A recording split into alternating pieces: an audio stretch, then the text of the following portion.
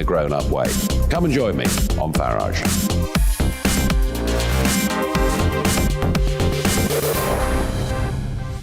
I'm Dan Wootton. Join me Monday to Thursday from 9 to 11 for the feistiest and most fun news debate on TV, where free speech reigns. I'll bring you a sharp take on the day's biggest stories, bombshell newsmaker interviews, and A-list guests. And I guarantee you, no spin, no bias, no censorship, and no reason to go to bed. That's Dan Wootton tonight, Monday to Thursdays from 9 on GB News. Hello there, I'm Eamon Holmes. And I'm Isabel Webster. And we hope you can join us for Breakfast with Eamon and Isabel. You make me laugh out loud, belly laugh. Is that important first thing in the morning? Yeah, absolutely. And there's me trying to be deadly serious. News is a serious business. Yeah, I have to rein you in sometimes. Well, it doesn't stop us laughing at it. It doesn't stop us having an opinion on what's going on. Yeah. And it certainly will not stop us reflecting what you think. Weekdays from 6 to 9:30 on GB News.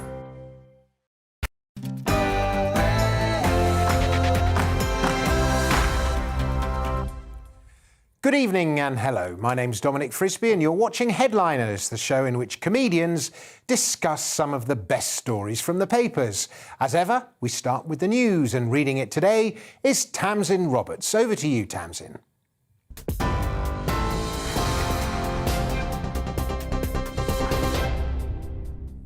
Dominic, thank you. Here are the top stories from the GB newsroom. The Foreign Secretary has defended using the government's plane to fly with her team to Australia earlier this month. Reports estimate the journey could have cost the taxpayer as much as £500,000. The Foreign Office says the trip was within the rules set by the Ministerial Code. Speaking during a visit to Northern Ireland earlier, Liz Truss says every government decision is based on value for money.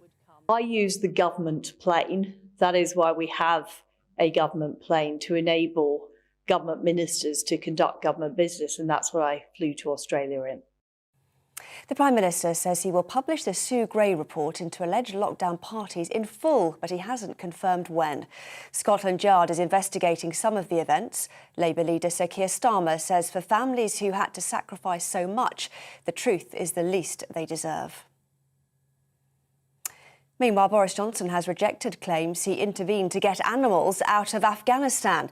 Charity founder Pen Farthing launched a campaign to evacuate his team and animals from Kabul when the Taliban seized control in August last year.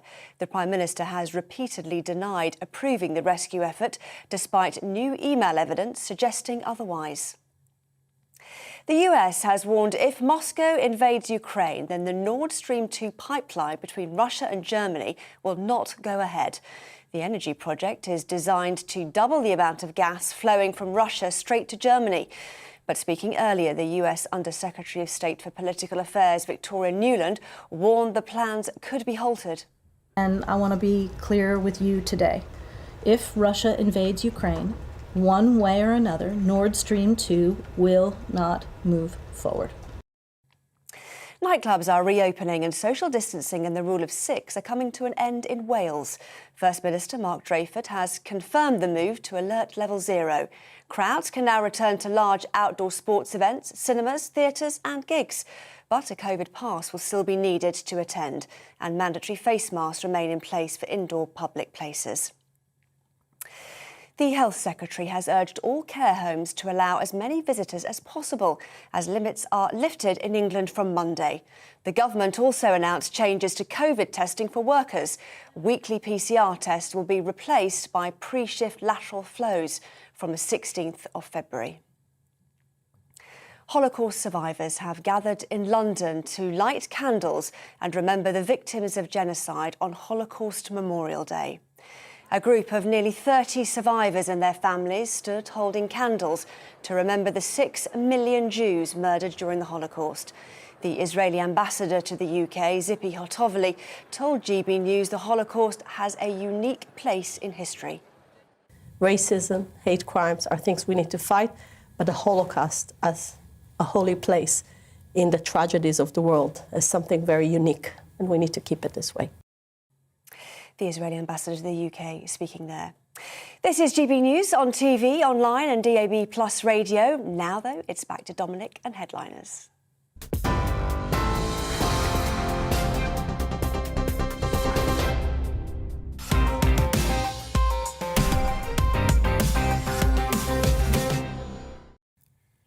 Thank you, Tamsin. Welcome to Headliners, the show in which comedians look at some of the most important, the most interesting, the most irritating, and sometimes even amusing stories from tomorrow's papers, thereby saving you the hassle of having to read them yourself. And I say tomorrow, it might be that you are watching the early morning broadcast, in which case it is today's papers. Woo, time travel.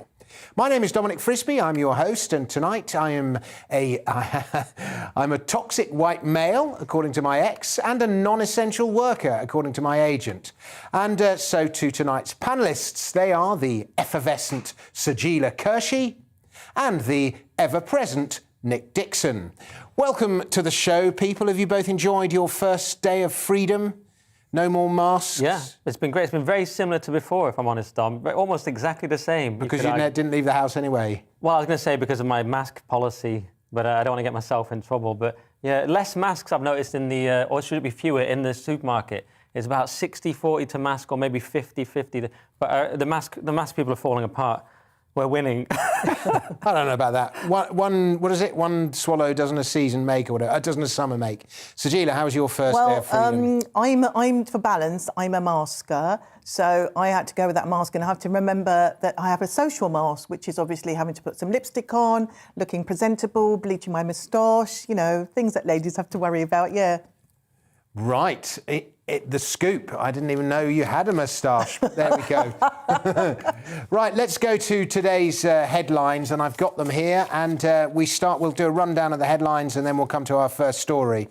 And we start with the Daily Mail, which has one of those headlines that most people will find really irritating. 600 Whitehall fat cats paid over 150 grand. And many aren't even back at the office full time yet. We move on to The Guardian, which has Treasury alarm as PM refuses to confirm national insurance rise. This is a story we'll be covering in a moment. 1 in 2 30-year-old women now child-free. We'll be covering that one as well. And there's one of those brilliant old pictures that you have, and the man driving that train, the black man driving that train, it emerges, was Britain's first black Olympian. How about that? We move on to The Telegraph, which has a picture of Barry Cryer, who sadly passed away today. We'll be talking about his life. And the work from home tax loophole is to be closed. That was one of those loopholes that they created and then backfired on them. We move on to The Times. The Times is next, is it really? I have The Independent, but there we go. I shall dig out The Times. I've been handed my things in the wrong order, but never mind. Here we have The Times. US sounds alarm over Russian cash in London. They're not the only one. There's Barry Cryer. And there's a picture of Donald Trump, who in a video today mentioned that he called himself the 45th and 47th president, giving us a strong hint, therefore, that he is going to run in the next time. We move on to in the next election. We move on to The Independent, which has Truss spends 500 grand on private jet to Australia. That's a story we'll be covering. And soldiers shot dead in Nervi, Ukraine. The FT is next, I hope. Yes, I'm right. Thank goodness for that. New Russian gas projects face sanctions if Ukraine is invaded. And also MOD attempt to unwind £7.6 billion housing deal set to trigger terra firma battle. And there's no way you would have any idea what that was about if you didn't already know the story. Who writes their headlines? The Express is next. Boris allies don't repeat Thatcher betrayal. The Express, as ever, staying loyal to Boris. And finally, is this finally? Yes, we have The Star. The worst thing is this isn't the most unbelievable news we've heard this week. The Lost Ness monster has been seen in upmarket Wimbledon. Ridiculous. Right, those are today's headlines.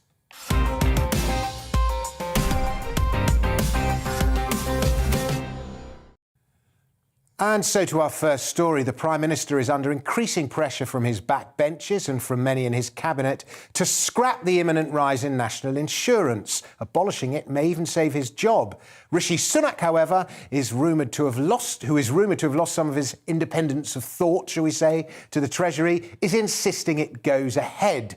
And if Johnson overrules him, his position may prove untenable. Political intrigue, Sajila. Yeah, I think this is all an endeavour for the PM to win back votes and favour with the public. Obviously, there is a deficit from the backlog of COVID. You know, people were getting furloughed. That really blew my mind that I had friends who were saying, staying at home, moaning that they were only getting 80% of their full wages. And we were talking about this just before the show, Nick and I, and saying, that's like a really good deal, but we didn't benefit from that. I don't know about you, we might have done. Freelancers didn't. Yeah, we didn't benefit from it. We didn't, and we're not going to benefit from, if this goes ahead, it's going to screw us more than, you know, those who were in the furlough and stuff. So I kind of find myself in a position where I'm defending the indefensible Boris Johnson and saying, well, if he's going to cut this, that will help. But I think it's just a teaser to try and get us to... There's a very simple rule, Sajila, that we can all live our life by, and that is less tax is better tax. And if you live by that principle, the world will be a better place. Wouldn't it just?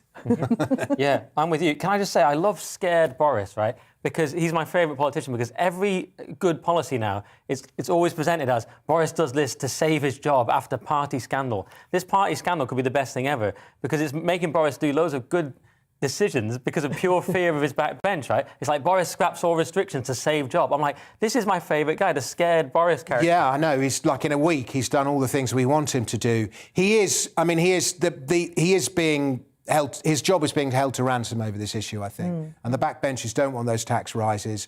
It's famously tax rises in peacetime lead to the end of governments. It was the community charge, you may remember, led to the end of Margaret Thatcher. What is quite interesting about this, for me anyway, is that one of the reasons Rishi Sunak got the gig as Chancellor is that Sajid Javid resigned because he was not prepared to be pliable to Number 10, which was then run by Dominic Cummings. So they got Rishi in the hope that he would be more pliable. And now it seems that Rishi isn't being as pliable as perhaps they wanted him to be. So there's it's like one of those political thrillers on Netflix. Yeah, and he's eyeing up the leadership. Well, exactly. That's another thing he's going to be thinking. But, does he want to do what Boris says? He's going to weigh up keeping his job, but he probably wants to get rid of Boris. I think Boris is going to try and get rid of all the people all the naughty, backstabbing backbenchers. I think that's... There's too many. There's a lot, but I also think, I have this feeling that he's going to have a Thatcher moment, like she did with the Falklands, and, how she changed the economy around. And I think it's going to be the war in Ukraine, if that happens. I have this feeling that somehow he's going to land on his feet somehow. Ukraine is harder to win back than the Falklands. Oh yeah, of course it is. But I think there's going to be something. He's going to do something because he's not ready to go. OK, should we move on to our next story? Let's move on to our next story, which is in The Independent. And this is our second story. And The Independent's got its knickers in a twist because Liz Truss didn't fly with Qantas to Australia to do a trade deal, but with a government plane. Nick, what do you make of all this? Well, I can already tell what you make of it, but yes, Liz Truss flew by private jet to Australia at cost of $500,000 to taxpayers. So yes, it could be, like you were perhaps implying, Dom, a bit of a non-story, Independent having a dig, because she's not exactly going to get an easy jet, is she? Let's be realistic. But it does seem a lot, 500,000, so I don't know. But I don't know how much government spend in general. I mean, you and me would probably agree, too much. All government spending is basically a waste, isn't it? But, it sounds excessive. Then again, there are security considerations. They don't want they don't want to be overheard. If this stops war, World War III, maybe it is worth it. But the question is, but obviously Rayner's attacking, the SNP are attacking, and they're saying it's an excessive amount. Whereas Liz Truss's defence is basically, we have a plane, that's what it's for, I used it. Yeah, it's the government plane. I rather suspect they're being ripped off by the company that supplies the plane. And as you often find in these cases, governments are quite happy to spend other people's money. and you spend your own money much more prudently than the government ever does. 500 grand does seem like a lot, but we don't have any comparables. They're going a first-class seat on Qantas costs 8 grand, but then she's got to fly all her staff out as well, so the costs mount up. And then you've got to consider, if the Foreign Secretary's on the plane, that plane suddenly becomes a target. In a way that it wouldn't if it was on a discrete government plane. And also, presumably when she's on the flight, Liz Truss is going to want to do her emails, have her important phone calls and do all those kinds of things, which she can't on a Qantas.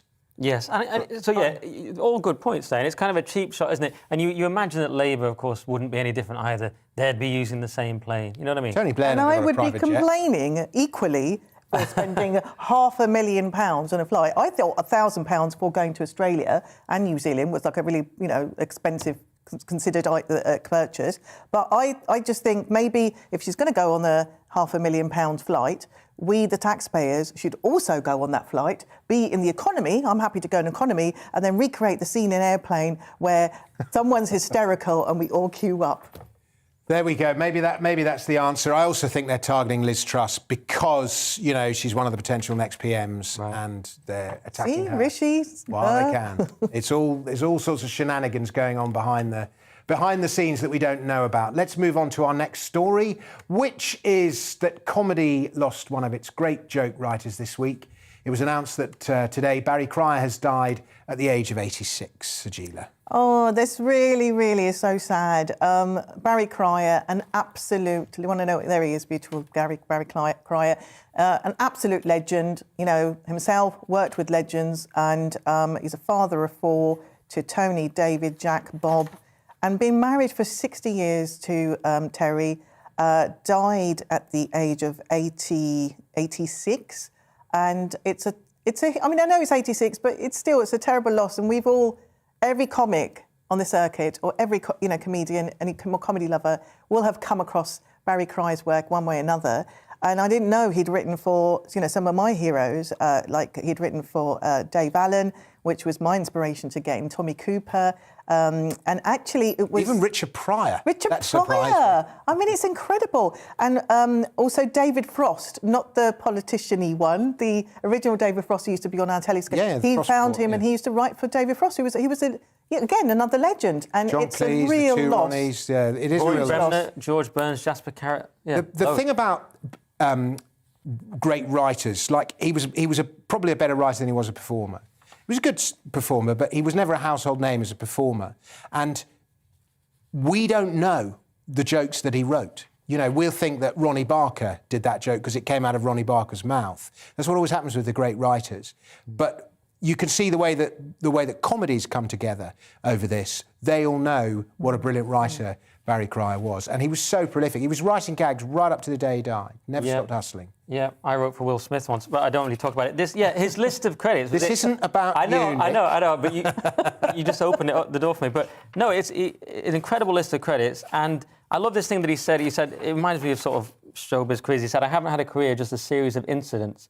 I've been dogged by good luck all my life. So that reminded me of me, except the good luck bit. But that's what it is like. That's what this business is like. Things happen. It's like you don't know where your next job's going to come from. So I like that. Also, it reminded me of a time when comedy was about jokes and laughter rather than ideology and infighting. You know what I mean? It was just pure then, it seems to me. Can I just say, he was such a lovely man. He was. Well. He was a beautiful, kind, lovely man. Many times let me into his show for free, which, was just generous. Yeah, I used to be the resident host, still am occasionally, at the King's Head, downstairs at the King's Head, and he would always come down there. And he was always very respectful, and he always seemed to know who you are. That's one of the things you find in the entertainment business is nobody knows who anyone else is. But he would always seem to know who you were, and if you were at the foothills of comedy or right up at the peak, he seemed to treat everyone with equal respect. Yeah, a good man, and he had a good innings, and he sounds like there's no nice death, but it sounds like he had as nice as death as you can have. But before we finish on this, can you perhaps take his favourite joke, which is at the end? I think it's just a befitting tribute. It's his own personal favourite joke. In 2013, Barry Cryer was asked by the Yorkshire Post for his favourite joke, and he answered, a man drives down a country lane and runs over a cockerel. He knocks at a nearby farmhouse door and a woman answers. I appear to have killed your cockerel, he says. I'd like to replace it. The woman replies, "Please yourself, the hen's around the back." There we go. On that note, we are going to take a joke. Well done, Barry.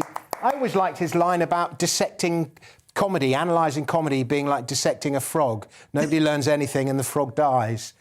It's like that. When you dissect comedy, it's like it kills it. Anyway, that brings us to the end of part one. Time for some ads. Join us for part two, when we'll find out why Downing Street needs to clear out all the neo-socialists, green fanatics and pro-woke crowd if Boris is to save his premiership. See you in a moment.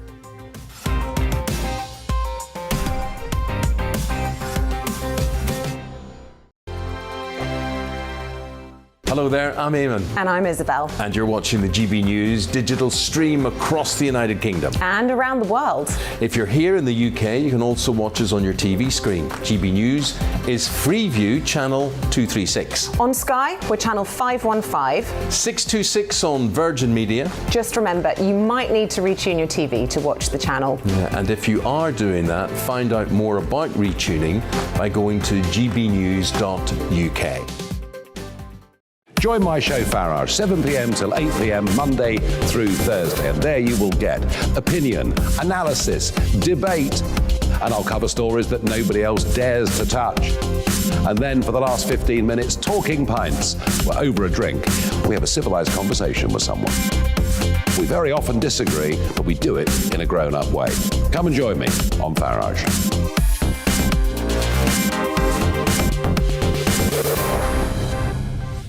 I'm Dan Wootton. Join me Monday to Thursday from 9 to 11 for the feistiest and most fun news debate on TV, where free speech reigns. I'll bring you a sharp take on the day's biggest stories, bombshell newsmaker interviews, and A-list guests.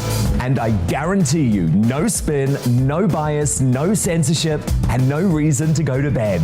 That's Dan Wootton tonight, Monday to Thursdays from 9 on GB News.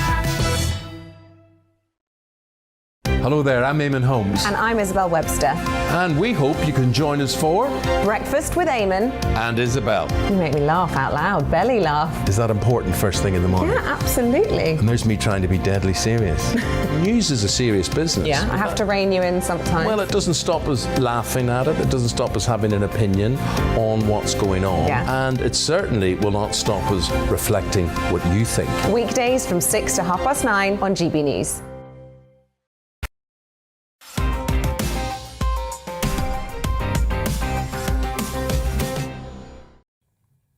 Welcome back to Headliners. I'm Dominic Frisby. Today's panel are left-winger Sajila Kershi and left-fielder Nick Dixon. And for our first story, we turn to the latest fracas in the ongoing culture war, this one between singer Neil Young and podcaster Joe Rogan. The battlefield is Spotify. This is from Friday's Eye, Nick. Yes, Spotify removes Neil Young music in feud over Joe Rogan's, well, the I is saying false COVID claims. I just say COVID claims. But if you haven't been following this, basically, Neil Young said it's me or Rogan. You've got to take Rogan down or me. But he forgot that Joe Rogan had a $100 million contract with Spotify, gets 11 million listeners per episode versus Neil Young's 6 million per month. So basically, he's messed up because Rogan's much bigger. So Spotify have said, look, we do take these things seriously. We've removed 20,000 podcasts related to COVID, but we're not taking down Rogan. Hope you come back soon. See you later. What's really happened is that Neil Young's from an era, I wouldn't want to say entitled boomer, but he's from an era where you could get massive just doing folk rock, which wouldn't be massive these days. But he's incredibly rich, obviously, and he's just thought he's more important than Joe Rogan. But we're now in the era of the podcast, and Rogan's massive. And the question is, I mean, I've got 14 Neil Young albums. I mean, I got them back on compact disc, back when that was a thing. Used to get discs, put them in a thing called a house. I uploaded them onto my iPod Classic, which is like a very olden times phone. I've even read his book twice. So I'm a very big Neil Young fan, but the question is, can you now listen to Neil Young in the same way, knowing he's essentially a pro-censorship, authoritarian, big pharma shill? As some would put it. What I find quite interesting about this is we all know about all the censorship that's gone on of big tech, and there's this sort of unholy alliance between big government and big tech. But because Spotify have invested so much money in Joe Rogan, they cannot afford to, and he's so pro-free speech, they can't afford to censor him. So I gather that same podcast that Neil Young was so upset about was taken off YouTube, for example, YouTube can afford to do that. Spotify can't afford to do that. So in a funny kind of way, Joe Rogan's negotiated himself into a position where he's almost above at least internet censorship on Spotify, if not elsewhere. Yeah. If you want to be really strict, they did take down some episodes when he first moved to Spotify, and everyone was saying, oh, he's going to be a sellout. But since then, he's kind of pulled it back. He's moved to Texas. Spotify took them down, didn't they? Yes, they did. They took down Alex Jones. I'm not sure if they took down Alex Jones. They took down various episodes that really angered people. But Rogan said he wasn't that bothered. And people were like, oh, Rogan's sold out. But then he rallied. He moved to Texas. He's got even more free speech.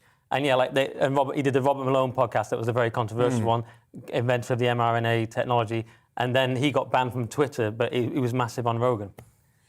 Well, my thing is, I don't think ultimatums ever go down well, no matter where it is, whether it's relationships, whether it's in the workplace, or whether it's viewers saying, I'm never going to watch your channel unless you get rid of that woman in red. It's never going to go well. Because the moment you give an ultimatum, you've already lost. Yeah, there speaks someone who's negotiated with children. I know I've issued ultimatums with my children and then instantly regretted it. Yeah, well, he can't back down. So Neil Young's removed all his music. Yeah. Better to burn out Very than wise to fade words, away. yeah.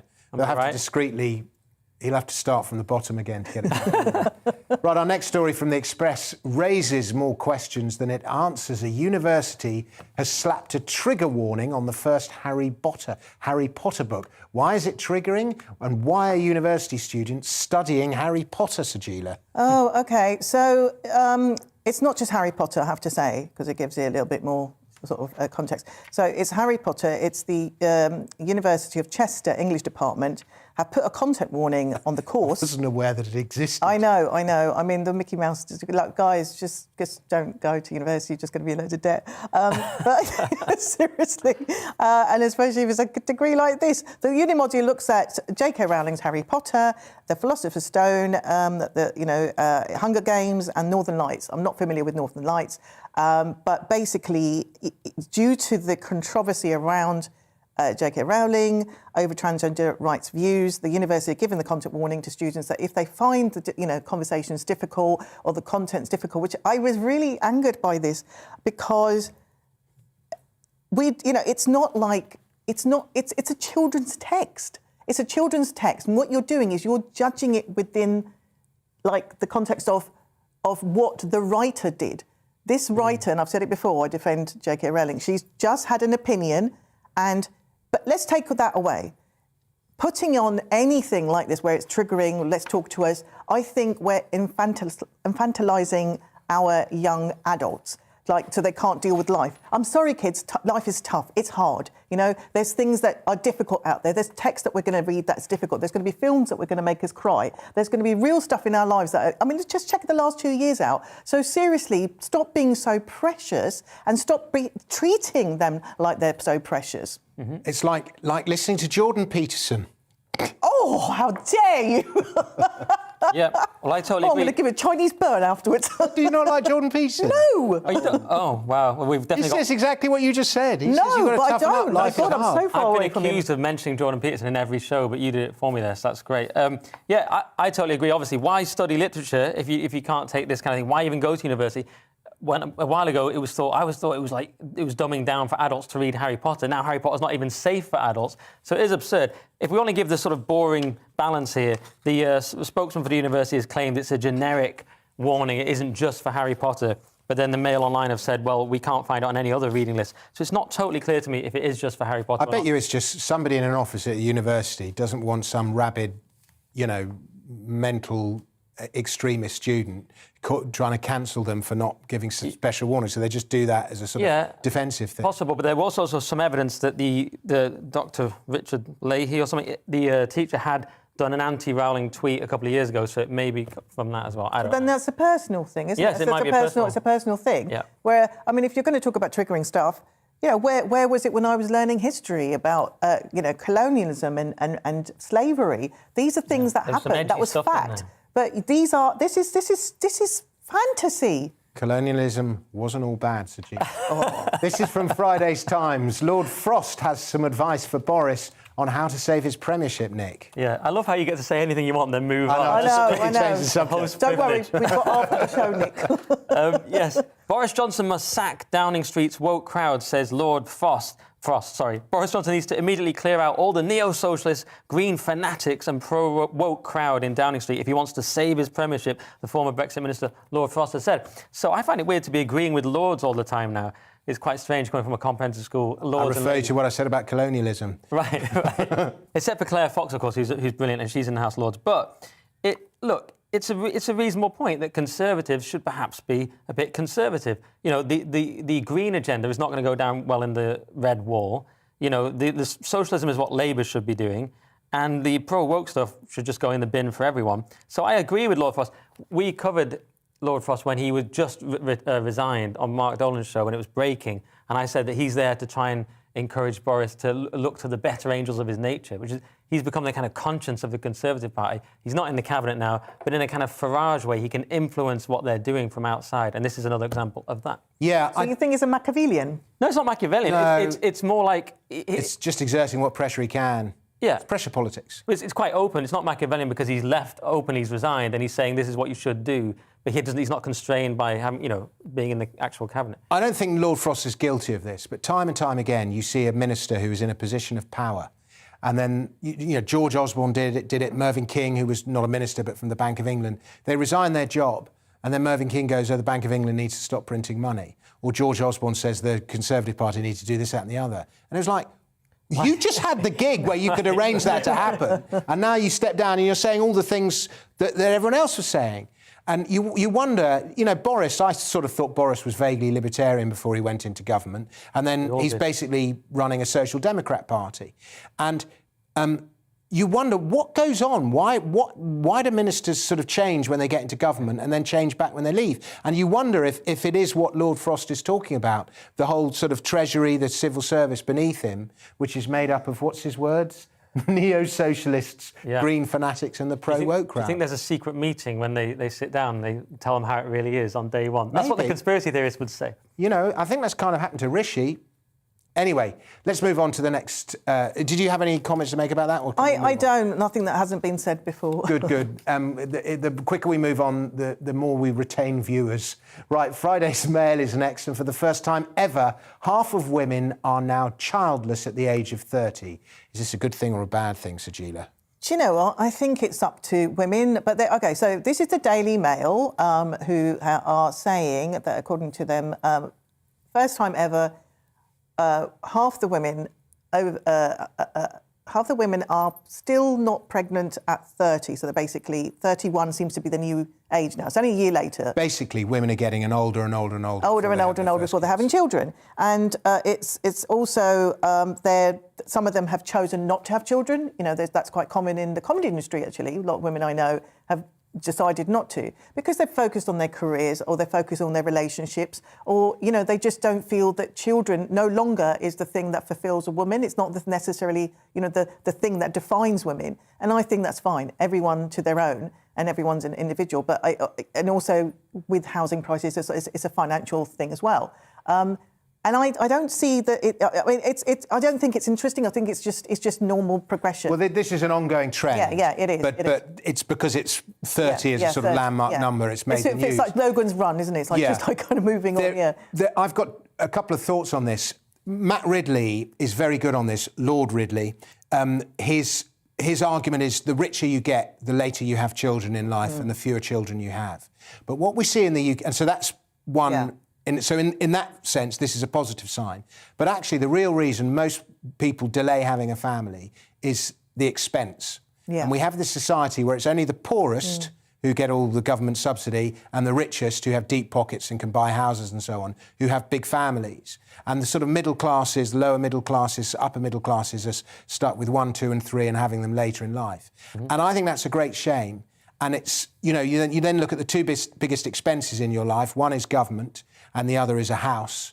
And you go, well, if we had less government and cheaper houses, then, the middle class could reproduce the same as everyone else does. Yeah. Well, we're having less children as well. Apparently, average correct. It's two children.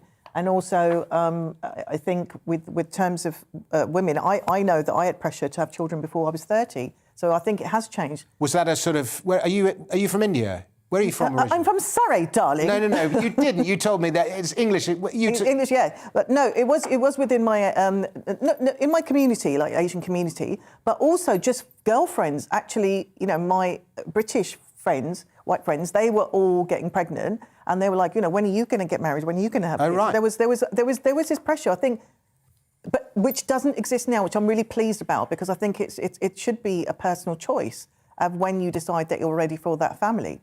OK, can I give the opposite then? Because that's what we're here for. So I think it's due to a few things. One, obviously, people are living longer. Two is what you said, that Western countries' birth rates are lowering. As Elon Musk said, we actually need to have more children. The conventional wisdom amongst the elites is where the planet is overpopulated, which is not true. But number three, there's this myth. Now, this will sound like a social conservative point, but it's actually arguably a left-wing point about anti-capitalism, because there's this myth now that a woman is going to have necessarily a really fulfilling career, and that's going to be better than having children, which, as our friend Jordan Peterson said, not necessarily the case. It's not our friend. Because me and Dom, I meant, because he's saying in many cases you won't even have a career, you'll have a job. Your job will not be more fulfilling than the miracle of childbirth and child rearing. So actually, it's the idea of getting women into the workplace, into soulless jobs to keep production going, when actually they may be less happy. So this is part of that trend. So it's another term. There is that as well. Can I just come back? When I said, are you from India, the reason I asked you that question is because you told me English wasn't your first language. It isn't my first language. It's my fifth language. It's your fifth, I so don't that speak suggests the other you've ones. been to five other countries first. I didn't. I just because I moved around. I don't speak the other. I can barely speak English right now. I'm sure the viewers are probably going to be writing right now. But yes, you know, I spoke lots of other languages. The German was one of them. Urdu, Punjabi, and then French. So yeah. OK. I thought they were all sorts of exotic Asian languages. But anyway, universal credit is next, the Ways to Work scheme. I know it's from the Express, but what is it, Nick? Right, yes. Universal credit. Claimants are facing new sanctions as part of government plans to fill the higher number of vacancies across the UK. They're selling it as an exciting new scheme. It's essentially a punishment. It's taking the time you have to find a job on universal credit from 3 months to 1 month is essentially what it's doing. It's kind of the stick approach, which I don't think, now I've been on benefits a fair amount, I don't think that really works. I believe in just making work pay. So, you know, there used to be a return to work scheme where the first year you went back to work, you actually got some sort of grant. That was scrapped. That was a good idea. All this is doing is punishing people, saying you've got to get into work more quickly in your chosen field. If you can't get a job in your chosen field within 4 weeks, you have to look at other fields. But it's not, I don't think it's really going to work. I think job centres don't have good enough staff. They're not paid enough. It's not a good job. It doesn't help anyone. And the benefit system is sort of incredibly complex. Yeah, I was going to say, it strikes me as another layer of complexity in a benefit system that's already too complex. Yeah. Yeah, it is that. It really, all they need to do is incentivise work. It's that simple. Because I was listening on the way over on the radio, people were saying, oh, well, people should just get jobs. But then they were admitting that the job doesn't pay. It's a hard thing to ask a human when we're wired for survival to say you should work harder than you are for less money than you're currently getting. That is a perverse incentive. But also, Nick, you know, they say that you've got 4 weeks now instead of the 3 months. Imagine going in as comedians and saying, well, I want to stay in my field of comedy because you get me a good gig. Right. I can't get a gig in 3 months, can you? I mean, you probably can, but... One of the beauties of comedy, where it differs from welfare, is because there's no subsidy, at least in the live circuit, you live or die by your wits, and if you get weeded out, you get weeded out, and you have to go and do something else. Sometimes I agree with that. I mean, I was once on... It's a very libertarian existence. Yeah. I was once on housing benefit. I had to suddenly leave my flat because they changed the rules overnight. And although I had to suddenly leave my flat, I couldn't totally disagree with the policy because I thought maybe I shouldn't get that much money. But in general, benefits are pretty tough. It's a hard life, and they should incentivise work. And it's backfired on them because many people's benefits haven't even come through by the time they're expected to have found the job. Right. So it takes ages to get on them, and then they leave you on it forever once you get on it, usually by mistake, but it takes ages to get it sorted as well. But it's not a lifestyle traps choice, as much as it... No, right. no, it's not a lifestyle choice. That's what people think. No, it's not. For most people, they're trying their best. Yeah, thank you. There you go. Welfare traps as much as it helps. We've reached the end of part 2. Now it's time for weather and then an ad break. Make sure to join us for part 3 when, among other things, we'll find out about a man who has been driving for 72 years without insurance or even a licence. Hello again. Following a sunnier day for many of us compared to recent days, we'll see extensive clear skies overnight, and with winds becoming lighter as well, all the ingredients there for some frost and fog first thing Friday. This cold front has helped to clear the cloud that has been so stubborn during recent days, and now a colder northwesterly airflow and, with isobars beginning to space out overnight, lighter winds. But for a time, a gusty wind will bring further showers to the Northern Isles, and a thickening of the cloud in the far north and northwest will keep things frost-free here. Otherwise, widespread clear skies, frost in places, and in some sheltered spots, -3, -4 Celsius to begin things on Friday. A few dense fog patches about as well, particularly in the south and southwest, parts of East Wales into East Anglia. Where they form, well, they could persist into the mid-morning, but they'll eventually clear to those brighter skies once again. Some sunshine for a time in the Midlands, East Anglia and the southeast. Otherwise, actually, the cloud thickens through the day, and we'll see some outbreaks of rain, particularly in the north and west of Scotland, persistent and heavy in places. And in fact, well, that will turn even heavier through the night. And for the Northwest Highlands, well, we're really going to build up those rainfall totals on Friday night, 80 millimetres plus for some of the wetter spots. Generally damp over Western Hills as the cloud thickens and lowers on Friday night into the start of the weekend. And the breeze picks up as well. Gales in the far north and northwest, and with the breeze and the cloud in many places, it's a much milder start to the day compared to Friday morning. But it's a grey start, a breezy start, and a wet and windy start for Scotland, Northern Ireland and Northern England. A brief spell of really quite lively winds as the rain sinks south. Cloudy and mild in the south, turning colder further north with some wintry showers over Scottish mountains, but brighter skies at the same time. Sunday will turn very windy later on.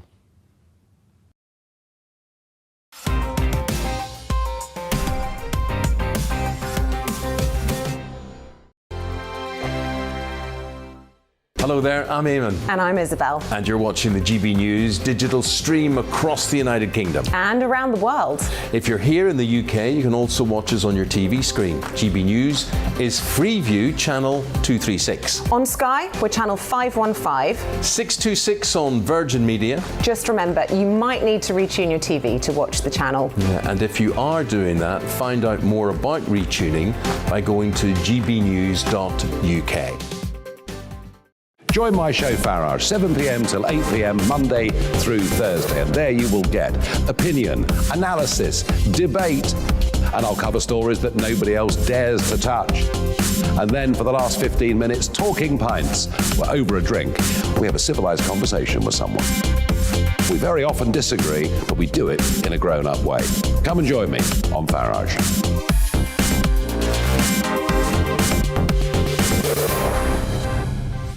I'm Dan Wootton. Join me Monday to Thursday from 9 to 11 for the feistiest and most fun news debate on TV, where free speech reigns. I'll bring you a sharp take on the day's biggest stories, bombshell newsmaker interviews, and A-list guests. And I guarantee you, no spin, no bias, no censorship, and no reason to go to bed. That's Dan Wootton tonight, Monday to Thursdays from 9 on GB News. Hello there, I'm Eamon Holmes. And I'm Isabel Webster. And we hope you can join us for Breakfast with Eamon. And Isabel. You make me laugh out loud, belly laugh. Is that important first thing in the morning? Yeah, absolutely. And there's me trying to be deadly serious. News is a serious business. Yeah, I have to rein you in sometimes. Well, it doesn't stop us laughing at it. It doesn't stop us having an opinion on what's going on. Yeah. And it certainly will not stop us reflecting what you think. Weekdays from 6 to 9:30 on GB News.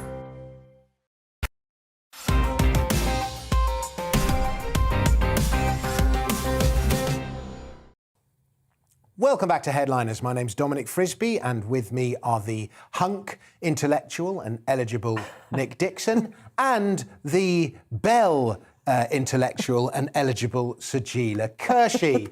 The Times is next, and here's a story where the law and what is right are not necessarily aligned. Oh, Sajila. OK. So this is interesting. So if you remember the story where somebody was a man was stabbing a woman basically in the street.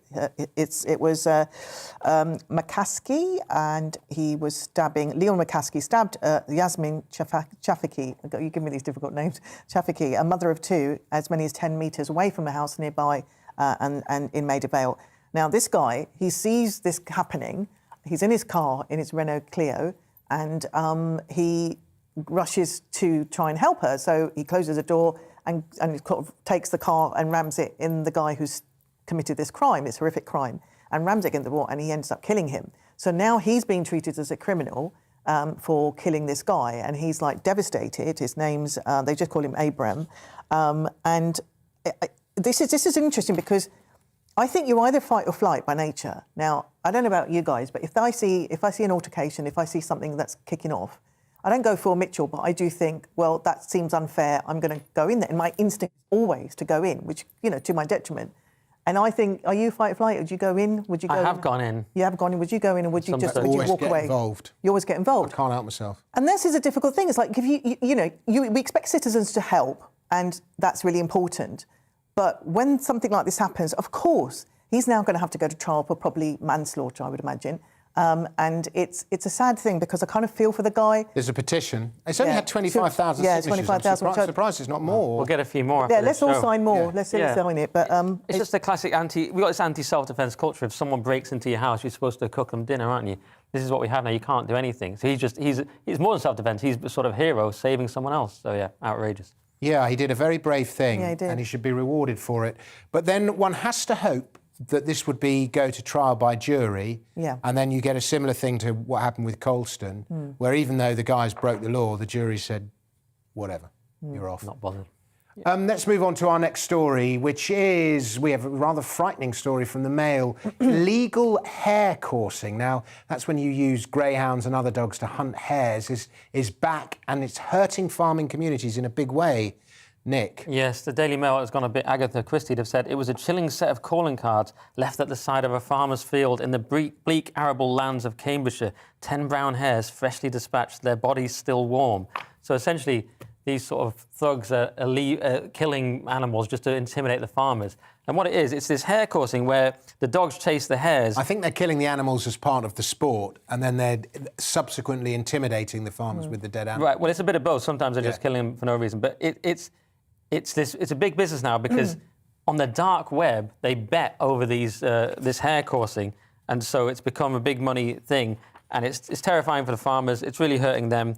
And as they've said here, if someone did this in the town, there'd be an uproar. And I'm from the country myself, so yeah, no one cares about these farmers, and they're terrified, rightly, because this has become very, very nasty. When they're filming it, they're driving. There's a guy with the camera driving in a jeep, chasing the greyhounds across the fields, destroying all the fields, destroying everything in the path, on the farmer's land, and the farmer's not getting any protection. Yeah. Pretty ugly stuff.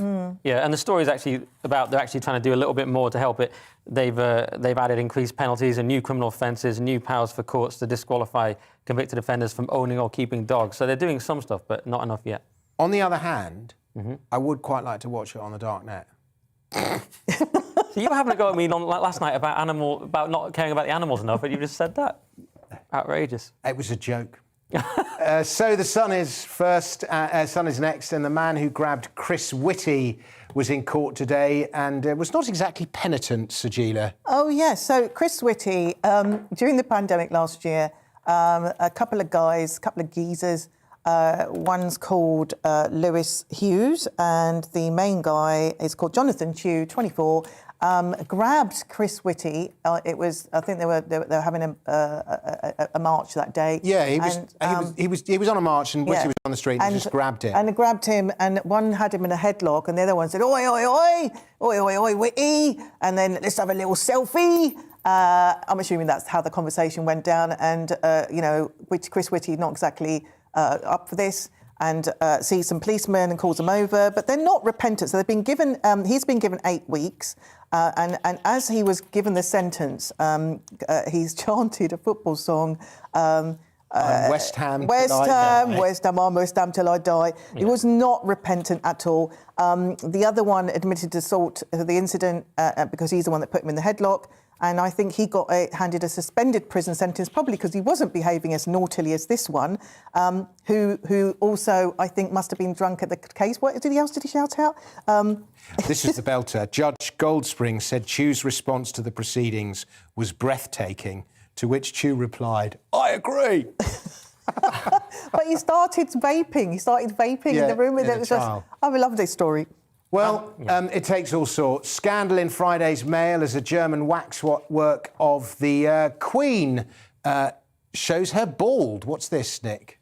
Yes, well, exactly what you said. It's in a German museum, Panopticum, German wax museum. They revealed a waxwork of the Queen bald. I don't know if we have a picture or not, but it's just... They don't. Oh, they don't? We don't. OK. Imagine the Queen, but with no hair. Old Queen. And that's what they've done. And it looks a bit bad. And the managing partner of the museum asked if she thought it was disrespectful to display the Queen's figure bald. She said, "It is a waxwork, not the real person. This should always be kept in mind." So let's always keep that in mind. We didn't think he'd actually shave the Queen. Do you know what I mean? If he did, it'd probably be World War III. I think it's because the cost of... One of the reasons they use the wig is the cost of hair is very expensive. And I know, for example, my daughter, when she was maybe 4 or 5, had long blonde hair and thick, lovely yellow, like, Swedish kind of hair. And you could sell that for a fortune. I was trying to encourage her to cut it off and sell it in the Asian market, where I have sold my hair, yeah. Have you? Yeah. I mean, it's good money, isn't it? They're saving money, but I have to say, I'm not... It's a charity as well. Look, I'm not a massive royalist, but I do think it was disrespectful. It was an outrage, actually. I agree with you. Oh, really? Nick, yeah, I agree with Nick. I don't want to see the Queen with her skirt hitched and her knickers and the Madame Tussauds. I don't want to see any of that. I want our Queen to have some dignity. I think it was an accident. Staying with the Mail, and it seems that the facial recognition software of the female-only social networking app Giggle excludes trans women, Sajila. Oh, God, and there's no giggles in this, I'll tell you. They've got an app, and it's for women. It's a space for women to kind of network, and it's for all women of all colour, all races. However, the trans community have said that they don't feel included. And firstly, I thought, OK, this is a bit of discrimination. Why are you excluding them? And then it made it quite clear that it is for women, and they do have trans, but women who are transitioning to be men, and they wanted a safe space for these women. I don't know if it's any different to having a gay app, a lesbian app, a marriage app. I don't see that there's a huge issue.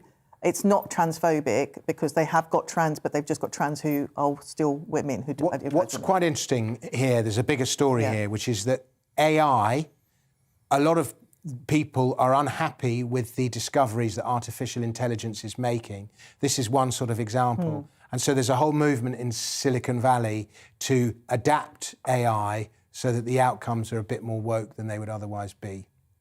So it's quite interesting and quite sinister, but we have to rush through these stories, so I'm not going to go into any more depth on that. We are going to talk about scrum laws next and undue pressure on hookers' necks, Nick. Yes.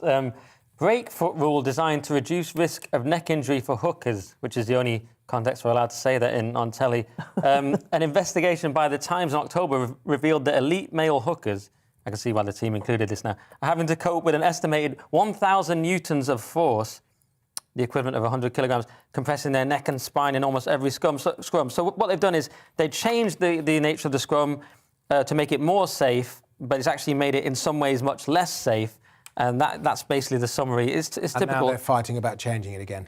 Yes, it's typical tinkering with stuff. It's tinkering, but, the bigger problem remains that rugby is played by huge and strong men, and... Sports aren't safe.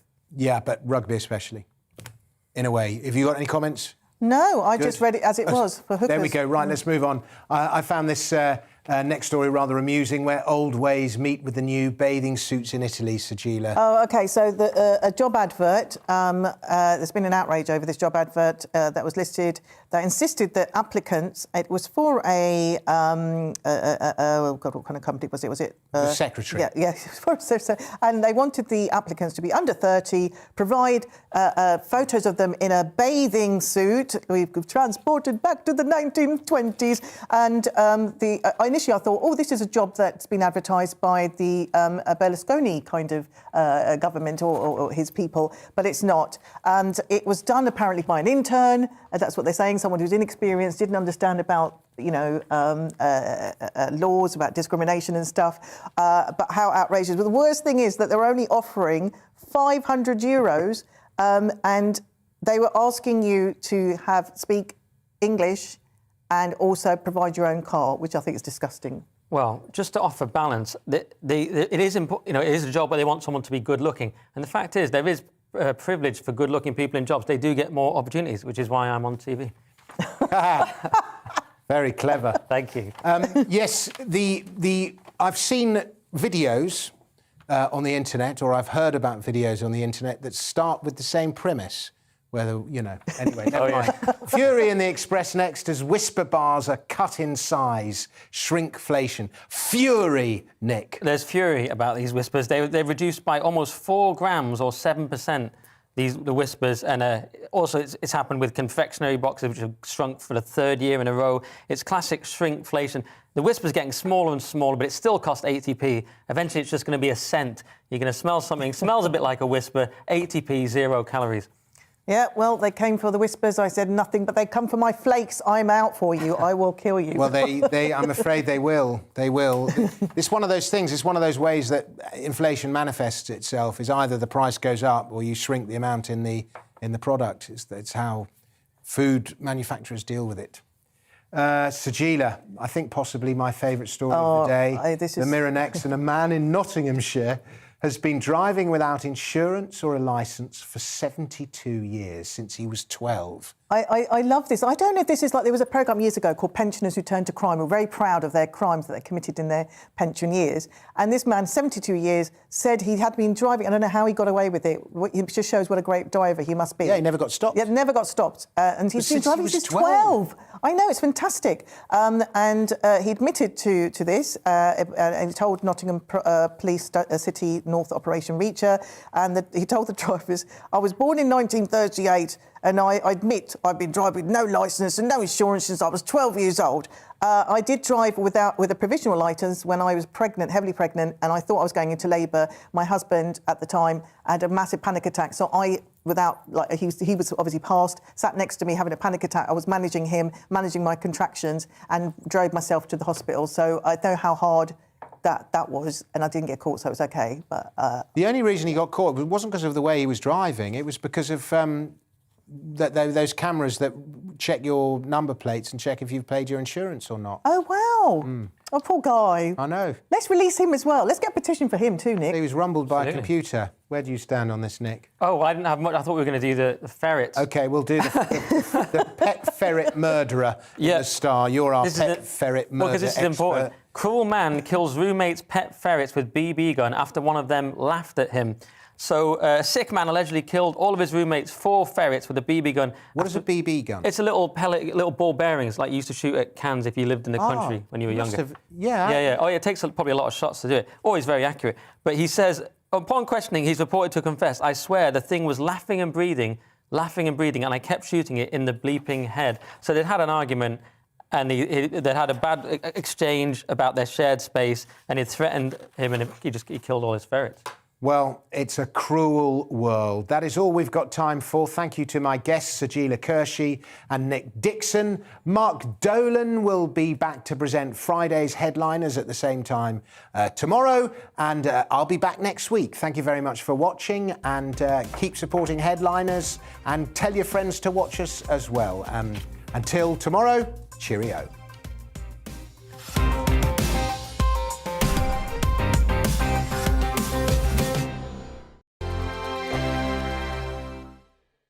Hello there, I'm Eamon. And I'm Isabel. And you're watching the GB News digital stream across the United Kingdom. And around the world. If you're here in the UK, you can also watch us on your TV screen. GB News is Freeview channel 236. On Sky, we're channel 515. 626 on Virgin Media. Just remember, you might need to retune your TV to watch the channel. Yeah, and if you are doing that, find out more about retuning by going to gbnews.uk.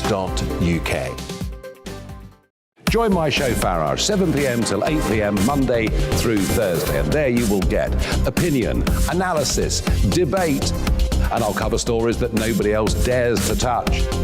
And then for the last 15 minutes, talking pints. We're over a drink. We have a civilised conversation with someone. We very often disagree, but we do it in a grown-up way. Come and join me on Farage.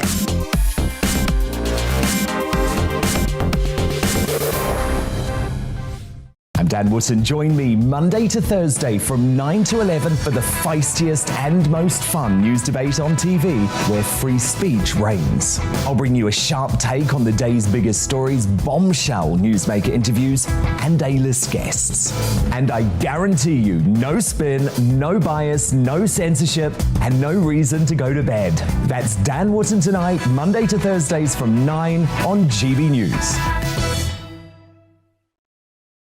Hello there, I'm Eamon Holmes. And I'm Isabel Webster. And we hope you can join us for Breakfast with Eamon. And Isabel. You make me laugh out loud, belly laugh. Is that important first thing in the morning? Yeah, absolutely. And there's me trying to be deadly serious.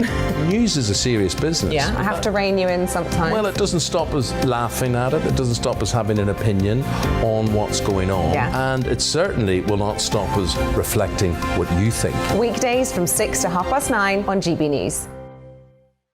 Hello there, I'm Eamon Holmes. And I'm Isabel Webster. And we hope you can join us for Breakfast with Eamon. And Isabel. You make me laugh out loud, belly laugh. Is that important first thing in the morning? Yeah, absolutely. And there's me trying to be deadly serious. News is a serious business. Yeah, I have to rein you in sometimes. Well, it doesn't stop us laughing at it. It doesn't stop us having an opinion on what's going on. Yeah. And it certainly will not stop us reflecting what you think. Weekdays from 6 to 9:30 on GB News. My name's Tom Harwood, and every weekday we bring you The Briefing live from 9:30 a.m. The stories, analysis and live debate that you need to hear. Quite right, Tom, of course. Was this something that had been considered at all? Difficult to answer. Gas-guzzling helicopters circling. Noise is being made here. Joe Biden walking out.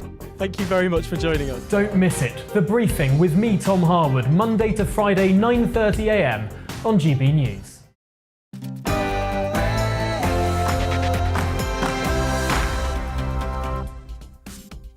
Tonight on Farage, I'm joined by Dr. Steve James. He is the consultant who dared to stand up to Sajid Javid to say he was not going to have the jab. Now, 100,000 people who work in the National Health Service, doctors, nurses, and many other crucial people will lose their jobs on the 1st of April if they don't have the coronavirus vaccination. Well, tonight, in a broadcast exclusive, Steve James comes here and joins me as he's about to launch a judicial review against the government to end this mandate. All of that in a moment, but first, the news.